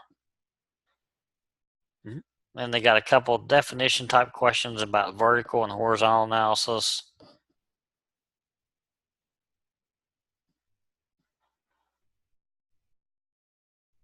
And looks like to me that'll put you in pretty good shape. Honestly, it looks like to me that if you can do that homework, then you'll do well on this quiz. Yeah, that's what it looks like to me.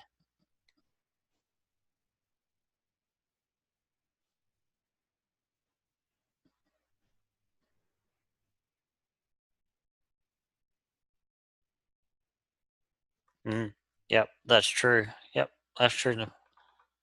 True, Navina. Right. Okay. All right. So, is there anything else I can do to get you guys rocking and rolling for week 1? Anything else? And I'll be sure and put these PowerPoints in the announcements as well. All right. All right, guys. Listen, you have a great day out there, great week out there. Remember, I'm just a quick email away if you need anything at all. Yep. You got it. Have a great week. See you on the discussion boards. Yep.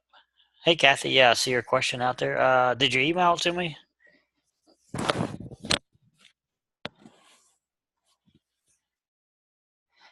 Yeah. Can you save that and email it to me?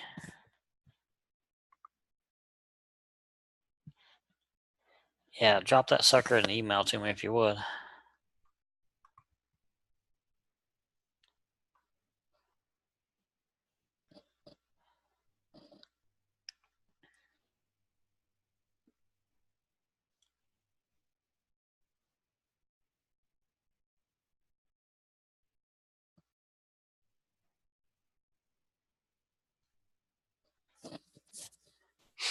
Yeah, I'll get into my email right now. Let me take a look at it that way.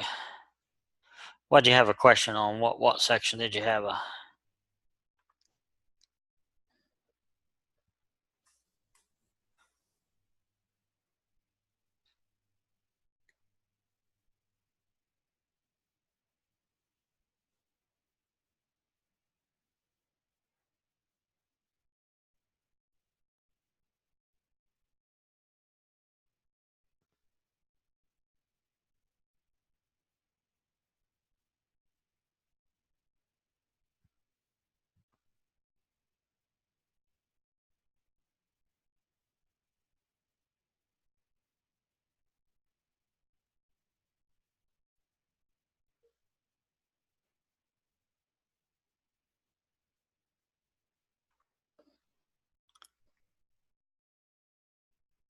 Okay. Okay. Yeah, if you can, it's yeah. I'll just wait on that email to come through.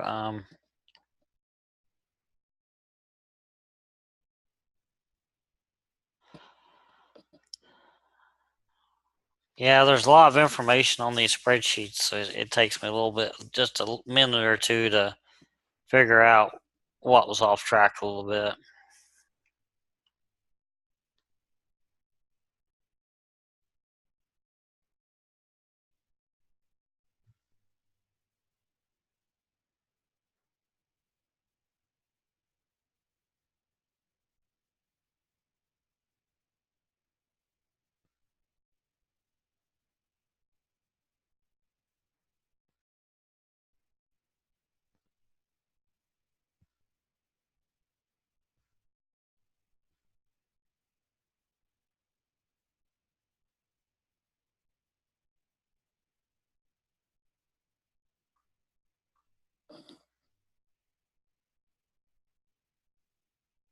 Yeah, let me see.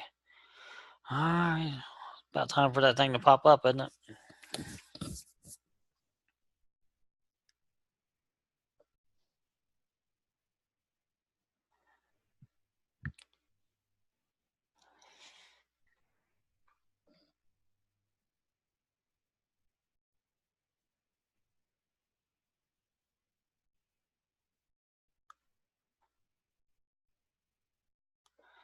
Well, goodness, Kathy, the hamsters must be tired, I guess, huh?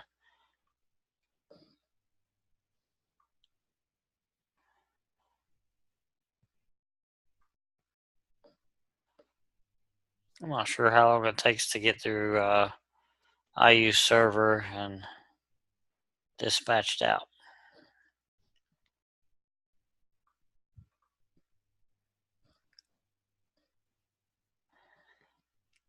Well, yeah, when it comes in, I can analyze it and take a look. It might just be a matter of decimal places or something like that. Maybe rounding. A lot of times it's just rounding issues.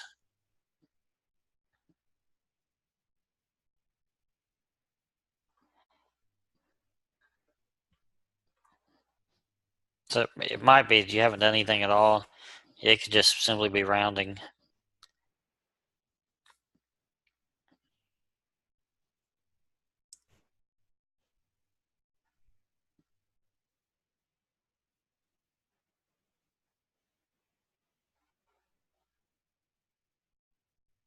Okay. Alrighty. Well, I do have 3 places that said try again. Okay. I will definitely, as soon as that thing pops up, I'll definitely analyze it for you and get you back on the right track. Like I said, I'm suspicion it's probably just rounding, but yeah, I'll take a look at it just as soon as I get it and fire it right back to you. Okay. Yep. I got another meeting I gotta get to. Otherwise, I'd be more than happy to hang around until that email pops up. But okay. All right, Kathy. Thank you very much, and I'll be waiting on that email here shortly. You got it. Thank you very much.